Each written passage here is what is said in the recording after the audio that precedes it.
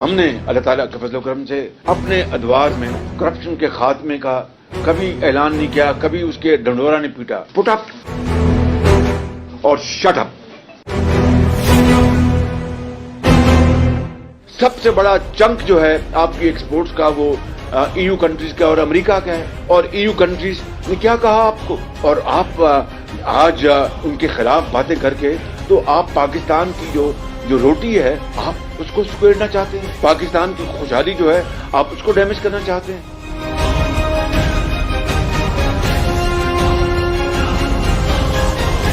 کیا ایک دھڑے کی کرپشن ہمارے خلاف لے آئے؟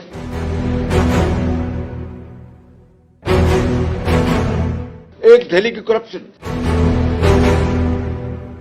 You want to kill that goose which lays golden eggs. Imran Khan Niazi, he is like a drowning man clutching at the straw.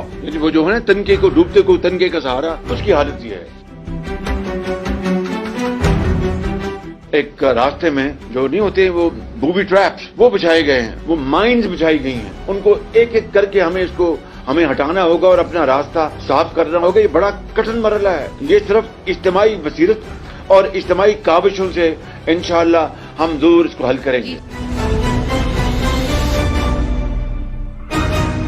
اب عمران خان یہ کہہ رہے ہیں کہ بین الاقوامی سازش ہوئی ہے، اور میں تو ان کی یقین کریں تقریر سنتا نہیں، اس لیے اس قوم کو انہوں نے جس طریقے سے ان کے ذہن کو پوائزن کرنے کی کوشش کی ہے، معاشرے کو جس طرح انہوں نے ریڈیکلائز کرنے کی کوشش کی ہے، اور گالی گلوچ اور دشنام ترازی کو آرڈر آف دا ڈے بنا دیا ہے.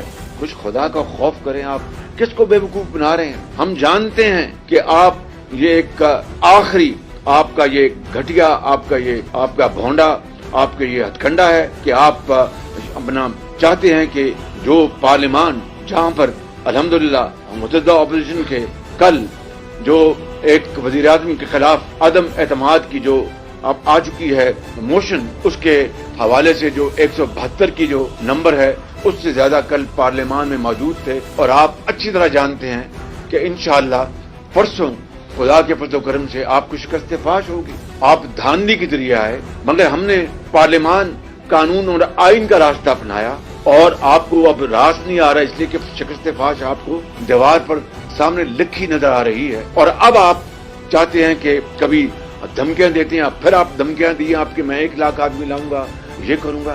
یہ آپ کی ہے جمہوریت پسندی، یہ آپ کی ہے کہ آپ نیا پاکستان دیں گے. میں سمجھتا ہوں کہ ان کا بیانیہ احتساب کا وہ بھی دریا برد ہوا.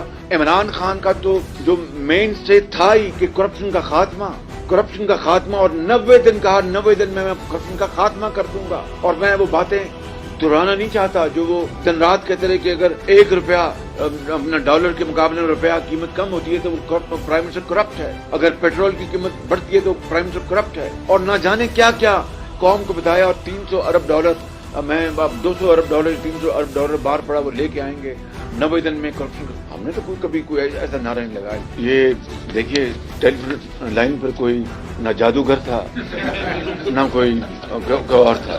یہ ایک اللہ میاں کا ایک انسان ہے وہ تھا. اور انشاءاللہ میاں نواز شریف جو ہیں وہ جلد سے جلد پاکستان آئیں گے اپنے علاج کے بعد انشاءاللہ. ہم سب کے ساتھ انشاءاللہ اچھے تعلقات بنانے کی کوشش کریں گے پاکستان کے وسیع تر مفاد میں برابری کی بنیاد پر. اور چودھری پرویز الہی کے حوالے سے میں کچھ نہیں کہوں گا. جو ہدف ہے کہ پرسوں انشاءاللہ ہم ووٹ آف نو کانفیڈنس کو اللہ تعالیٰ کے فضل و کرم سے ادبی قوت سے پوری قوم نہیں پوری دنیا کو دکھائیں کہ یہ شخص اب جو کہ جھلو کی پیداوار ہے، آئین اور قانون کے حوالے سے یہ اپنی شکست اس کو ہم دے رہے ہیں انشاءاللہ. اس کے بعد پھر مشاورت کے ساتھ ہم فیصلے کریں گے کہ کس طریقے سے ہم نے نئی گورنمنٹ بنانی جا.